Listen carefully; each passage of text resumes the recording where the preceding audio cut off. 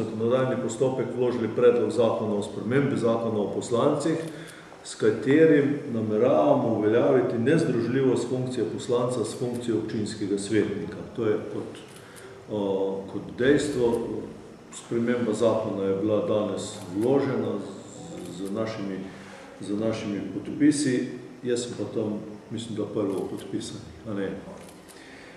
Zdaj, Državni zbor je pred 2 leti približno že sprejel eno spremembo zakona, v katerem smo uveljavili nezdružljivost poslanske z župansko oziroma podžupansko funkcijo. Torej, in že takoj po zadnjih državno-zborskih volitvah so morali zaradi tega zakona župani, ki so bili pred tem izvoljeni na leto prej, so bili avtomatsko razrešeni in so bile v vseh teh občinah so bile nadomestne volitve. Torej, mi ugotavljamo, da je poleg teh dveh funkcij potrebno ločiti tudi na eni strani zakonodajno, pomeni poslansko funkcijo v Državnem zboru, in pa tiste, ki odločajo na lokalni samoupravi, torej kot občinski oziroma mestni svetniki. Dejstvo je, da ustavno načelo delitve oblasti in pa mandat poslancev, da smo predstavniki vsega ljudstva, kar je seveda z občinskimi svetniki enostavno porušeno, in po naši oceni gre preprosto tudi za konflikt interesov. Dejstvo je, da če smo že jasno ločili poslansko in župansko funkcijo, da je potrebno ločiti tudi oziroma onemogočiti, da je poslanec tudi občinski svetnik, ker saj jaz osebno čedalje bolj ugotavljam, da je to preprosto, da gre preprosto mnogokrat za konflikt interesov, da gre mnogokrat dobesedno za to, da posamezniki že včasih ne vejo, česa se morajo bolj lotiti, ali reševanja državnih problemov, ali reševanja lokalnih oziroma občinskih problemov, ali pa lahko rečemo tudi, da gre za neke vrste interesno nezdružljivost vlog, v katerih se večkrat znajdemo funkcionarji, torej in na državni in na lokalni ravni. Sam osebno pa tudi razmišljam v tej smeri, da glede na to, da nas čakajo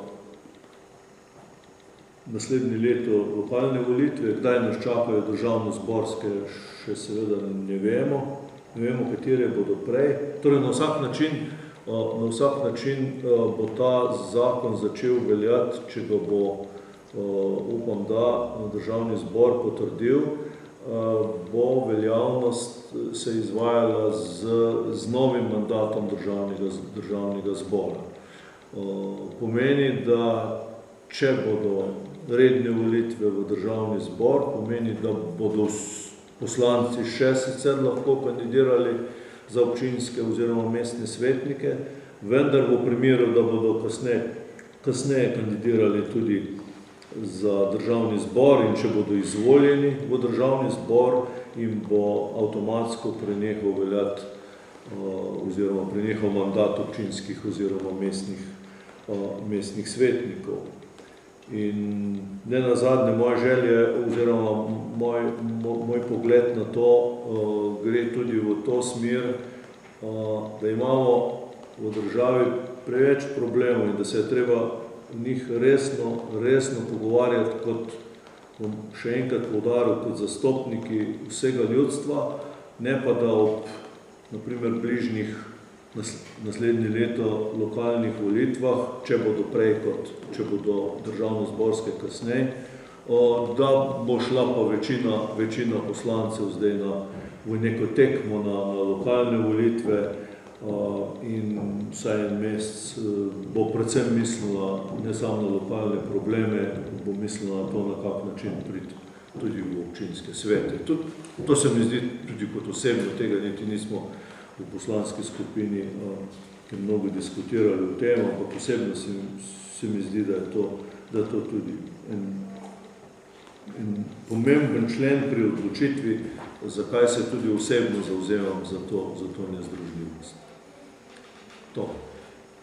Ja. A ste lahko, vi ste omenil interesno nezdružljivost, a ste lahko malo bolj konkretni, kakšna je ta, kaj lahko posameznik kanalizira denar v svojo občino kot svetnik? Ne. Ali raže spela kakšen projekt? Ali, no, ne da denar kanalizira, sej konc koncev to bi bilo kvečemo možno, pa še to ne čisto legalno, iz področja izvršilne veje oblasti, a ne iz kakšnega ministrstva, pa delokroga vlade. To seveda ne, vendar če ima nekdo vedno pred očmi neke lokalne interese, ki niso vedno tudi interese države, ali pa kaj šele interesi kakšnih drugih področjih, je seveda to potem to, kar vi sprašujete. Pa sem še to druga stvar, pred 2 letoma je bila ta nezdružljivost uveljavljena županska, podžupanska. Takrat je prav SLS najbolj nasprotovala temu, ker je imela največ županov med svojimi poslanci, proporcionalno gledano.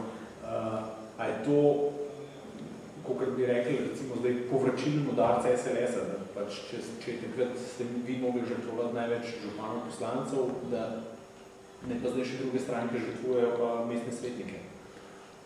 Zagotovo ni povračilni. Mi še sicer, če bi šli vprašati tudi, če bi šli na naše organe ali med naše ljudi, si ne upam trditi, kaj več zagovarjajo. Več zagovarjajo to nezdružljivo županske poslanske funkcije ali obratno. Tega seveda ne upam trditi. Ne vem, kakšno je zdaj, bi rekel, občutek med ljudmi. Je pa res, da smo takrat se zavzemali proti temu, vendar vsaj jaz osebno zdaj ugotavljam v zadnjih letih, da je seveda, da prihaja do takih zadev, do takih interesov, da se mi zdi, da je čedalje bolj modra odločitev, da se ti dve funkciji, tudi svetniške funkcije svetnika in pa poslanca, da se absolutno ločita. Res je tudi, da smo tudi mi takrat rekli, da potem pa saj svetnik naj ostane, če župan ne more biti, ne? To je tudi res. Vendar seveda zadeve se spreminjajo, situacija v Sloveniji je čedalje bolj komplicirana in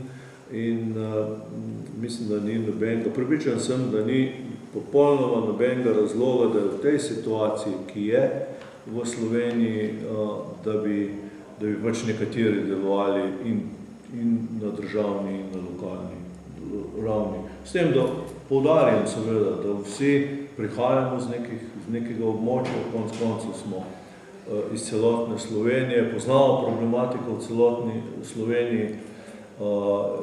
Naprimer, eden od razlogov, zakaj sem tudi jaz odstopil takrat z funkcije člana občinskega sveta, tudi zaradi tega, ker je moj volilni okraj pokriva 7 občin in se mi zdelo nekorektno, pač prišel sem do tega spoznanja, da je nekorektno, čeprav nisem deloval izključno za eno področje, tam, kjer sem pač na tistem območju, kjer živim, ampak že občutek pri drugih ljudeh je bil, da pa najbrž bolj delujem za tisto občino, kjer sem bil svetnik, pa kjer živim. Čeprav tam še vedno živim, to že res, nisem pa direktno vpleten v občinsko politiko. Hvala lepa.